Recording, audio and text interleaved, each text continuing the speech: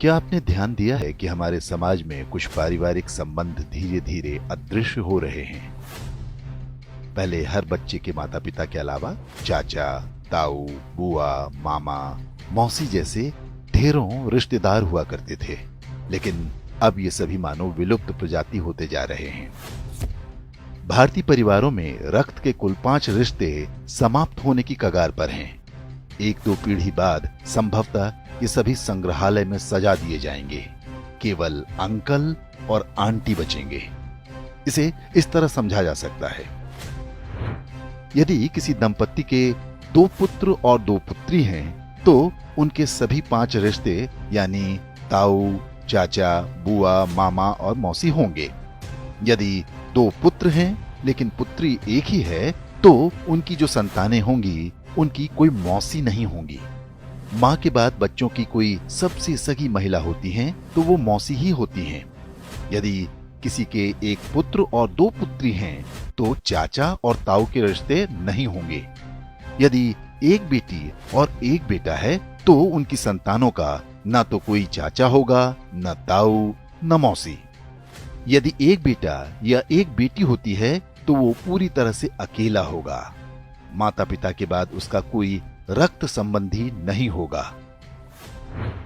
Single child family को उनका निर्णय तीसरी पीढ़ी यानी जिनके वो दादा दादी होंगे बुरी तरह प्रभावित करेगा।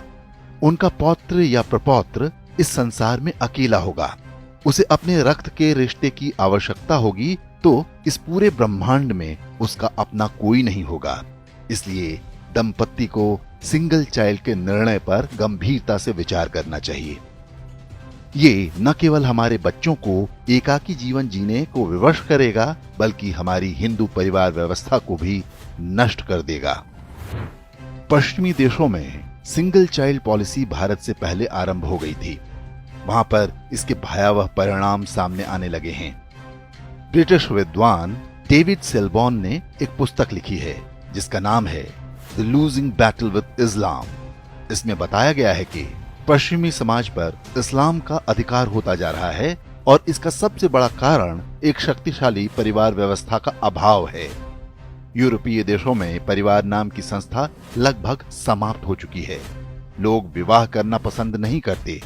समलैंगिकता, अवैध संबंध, लिव इन रिलेशन जैसी कुरीतियां सामान्य बात हैं। उन समाजों में ऐसे बच्चों की संख्या बढ़ती जा रही है जिन्हें नहीं पता होता कि उनके पिता कौन हैं।